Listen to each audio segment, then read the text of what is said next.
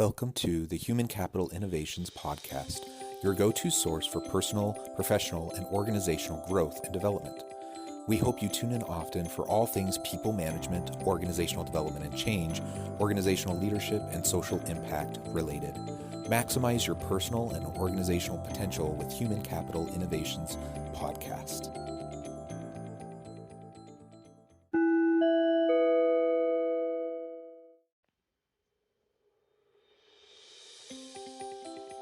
Welcome to the Human Capital Innovations Podcast.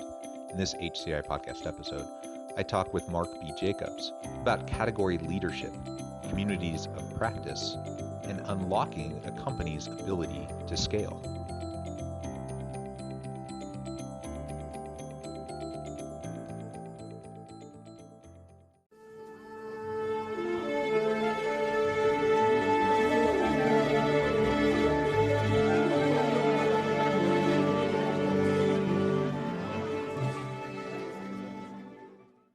Mark Jacobs, welcome to the Human Capital Innovations Podcast.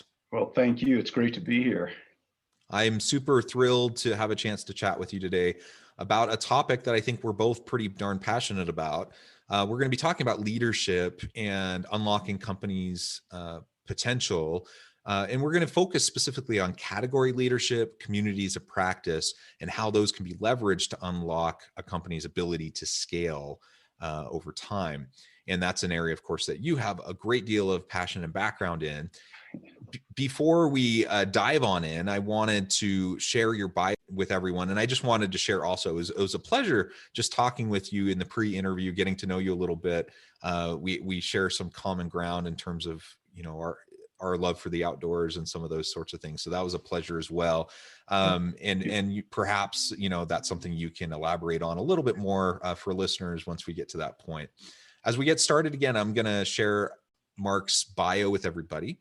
Mark B. Jacobs has spent 30 years in executive leadership guiding major growth initiatives and turnaround efforts using lean manufacturing, Six Sigma, sales and operations planning, category development, leadership development, technology-driven processes, and smart scaling, TM, a process he refined and published in 2018. Mark has led recapitalization and startups, developing key organizational change agendas and leading their evolution to profitability and achievement of scale. His success scaling midlife companies, the real world experience necessary to define a construct for achieving scale.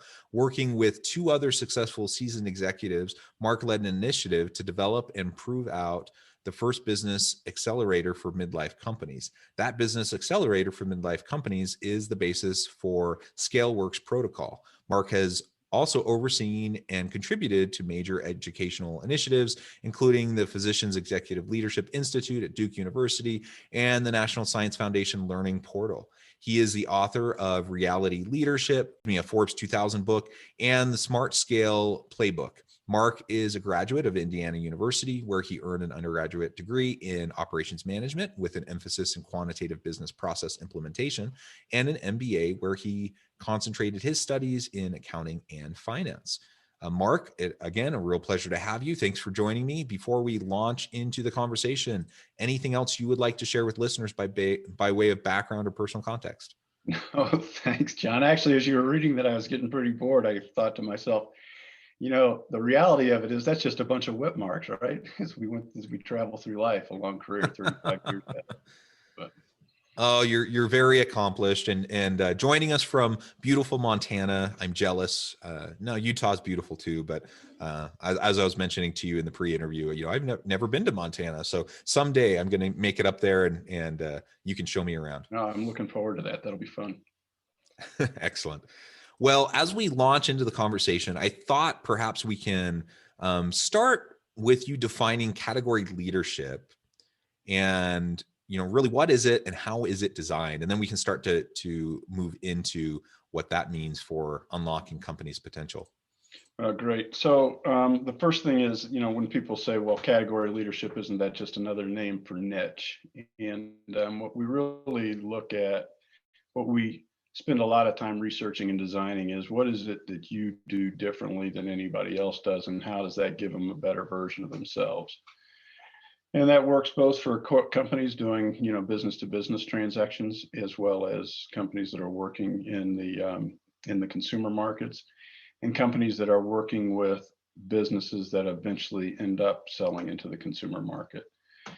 Once we define what is it that an organization does better than anybody else to give their constituency or audience a better version of themselves, then we can go and design research to validate that. And that validation is a unique type of research that's done by our research partner, the Loyalty Research Center. And the end goal is to know what are the epics, what are the true value points that make us as an organization, as a client organization, not bigger, faster, less expensive to do business with, but truly different. And the challenge is that it causes business models to change. So once we recognize how to deliver a better version of our of value to our customer, then is the business model we're using the right business model for delivering that? So we may move, many of our customers start out as suppliers and they end up in another quadrant as a modular producer or as an ecosystem. And we can get into greater detail around those, but educating the team, the leadership team, on what that means is the first part of our journey. And quite frankly, not everybody is capable of achieving category. Many players are better off to really cultivate niche. Yeah, well, thank you for that distinction, just explaining that and describing it a little bit. And I think that is an important distinction to make. Let's also talk a little bit about communities of practice.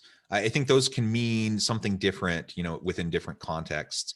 What do you mean by communities of practice? How can leaders leverage them to help their business? Well, so there are actually multiple communities right inside of any organization. And without getting academic and trying to cut it up, at the end of the day, how does the community that's internal to the business meet up and support that community that the business is trying to help grow? In other words, so we have an organization that has capability, and then we have this outward looking client base. What is this community doing to influence the outward looking client base to help them grow? And it's the melding of those two together where we create practice areas. And those communities of practice can be around the technology that the customer or that the client delivers to its customers. It can be around the user experience. I mean, again, it depends on what that category definition is and how we're going to lead that category as to what communities we want to build. And the center point of the community of practice reflects back on some of the educational systems we've developed. To be a leader in a community of practice, you have to be an authority. How do you create that deep insight? And then how do you create real leadership? Because I know I've dealt with people who are authorities in certain topics, and it makes me want to avoid the topic forever, right?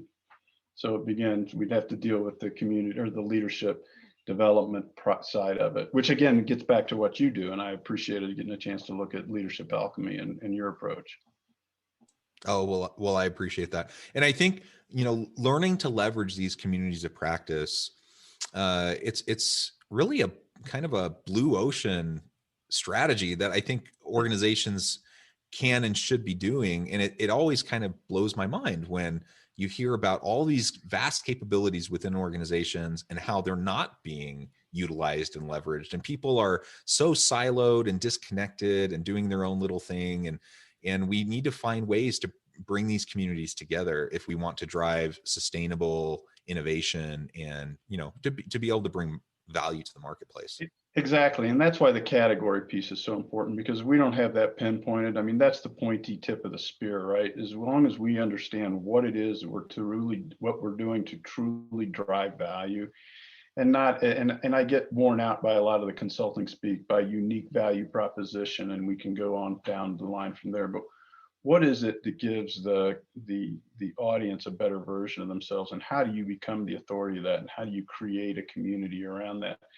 And what we find out is that, look, the organization may want to lead the authority practice in the design of this community, but at the end of the day, the question is, how do you draw more information and more capability from those that you're serving so that you can create a synergy?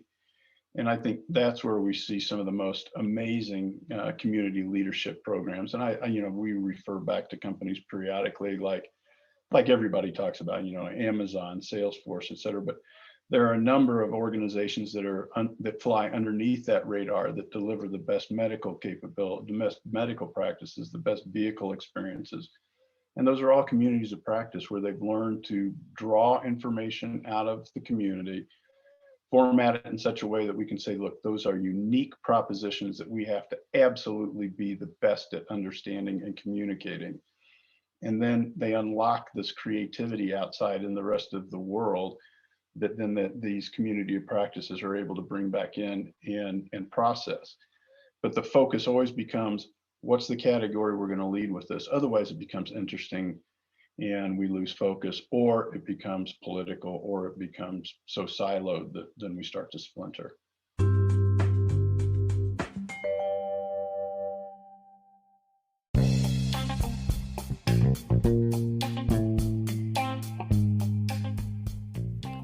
I'm excited to announce the publication of my new book from HCI Press, The Alchemy of Truly Remarkable Leadership: Ordinary, Everyday Actions That Produce Extraordinary Results. Consider how the nature of work has shifted over the past 50 years. With increased globalization, rapid technological advancement, and the shift in economic composition, the average job of today looks very different than the average job of 50 years ago. What will the jobs and organizations of tomorrow look like? Moreover, what does this all mean for organizational leaders? What are the core competencies and capabilities of organizations and their leadership that are prepared for continued disruption and geopolitical and socioeconomic shifts? Regardless of what the future holds, increasingly, leaders need to be socially minded, data-driven, decisive, champions of talent, and disruptors of the traditional notions of leadership, teams, organizations, and work. The Alchemy of Truly Remarkable Leadership will help you to explore your own leadership competencies and capabilities and consider ways to apply and implement them into your workplace and personal life.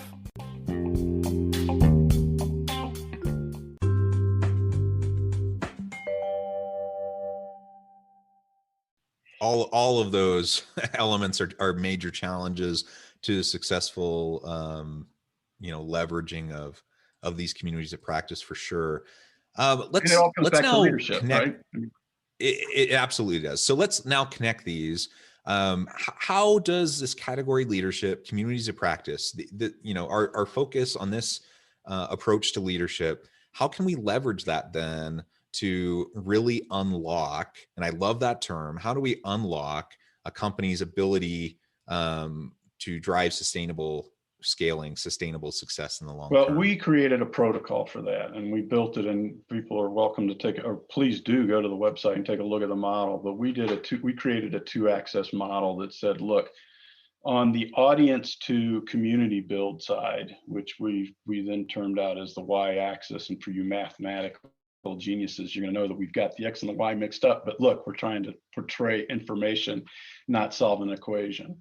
So as we go through understanding the audience, defining the category, becoming an authority in that category, and then crafting a community of practice, we said, well, that's all really interesting and we appreciate that, but how do you do it? And we said, well, first thing is you apply, going across the X-axis, you apply technology, you build a user experience, and you give that user experience enough legs and meat that it can be customized to the individuals who are in the community.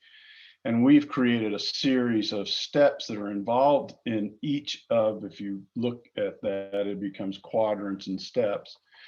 We've devised a series of activities which may or may not be serial, depending on the organization, but they're all driven by this understanding of the audience, which is the core of how do you create that community of practice. And to pull all that together, you can take a look. We've written that book that you mentioned earlier, but we've also got some information out on the site. What we find though, John, is the most important thing is it's actionable, because what killed me as a younger person was, first I got into total quality management, and then we ruined that by driving it to the point where it was just decreasing returns instead of increasing returns. Then we got into new ways of marketing, and then we finally said, well, here's how you scale. And it never fit together in a process that a midlife company, which is what we're interested in, could follow. It became something other than leadership by the next article, but rather a total process and an evolutionary path.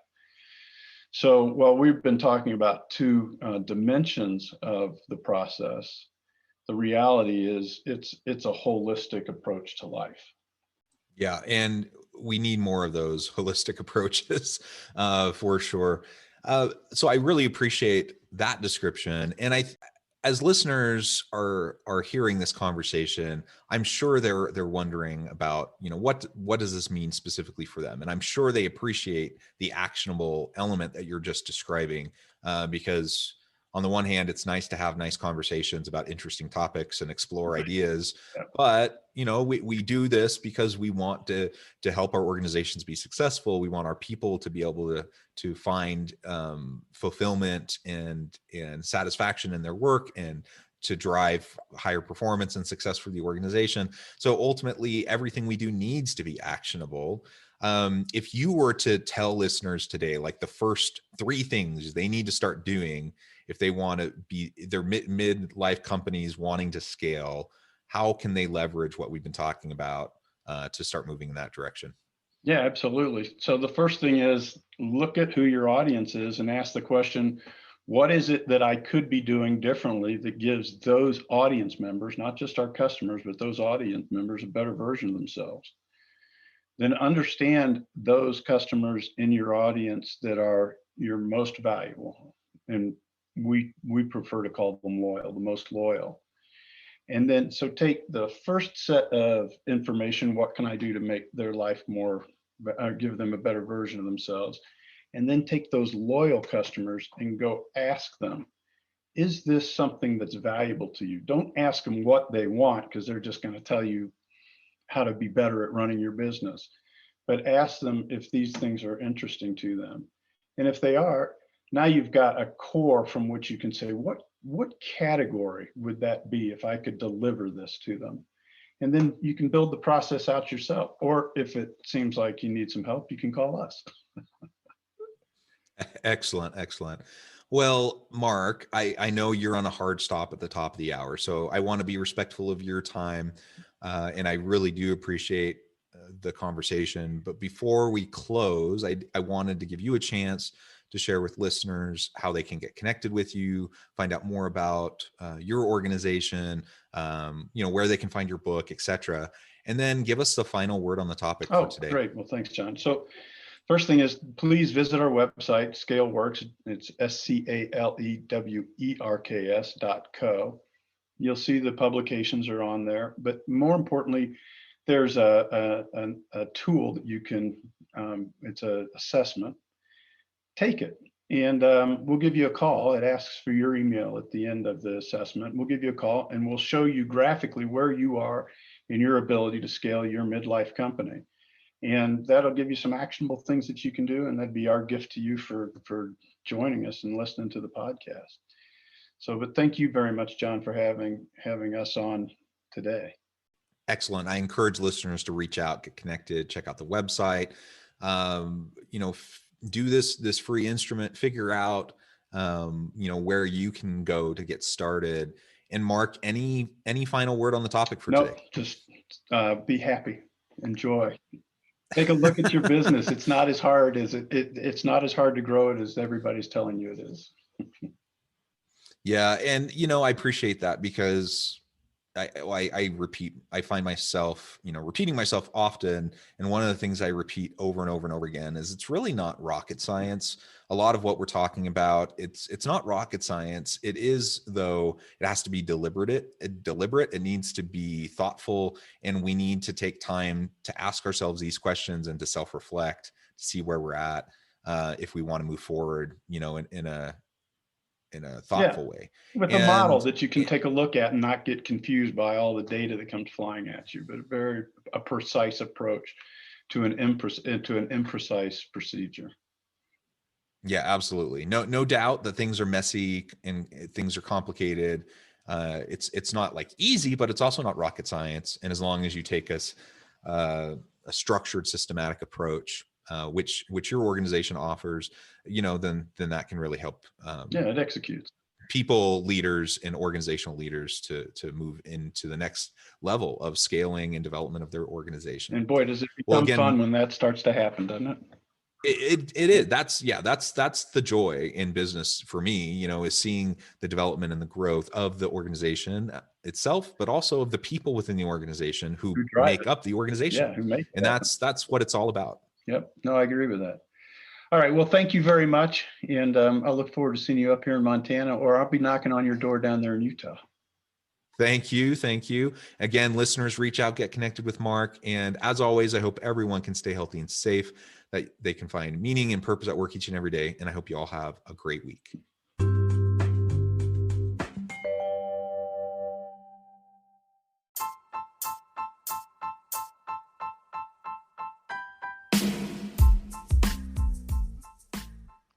We are excited about the launch of HCI's new magazine, Human Capital Leadership. Human Capital Leadership is a free, interactive e-magazine designed to help individuals, leaders, and organizations find innovative approaches to maximize their human capital potential. We will be publishing issues quarterly in August, November, February, and May. Check out the first issue and let us know what you think.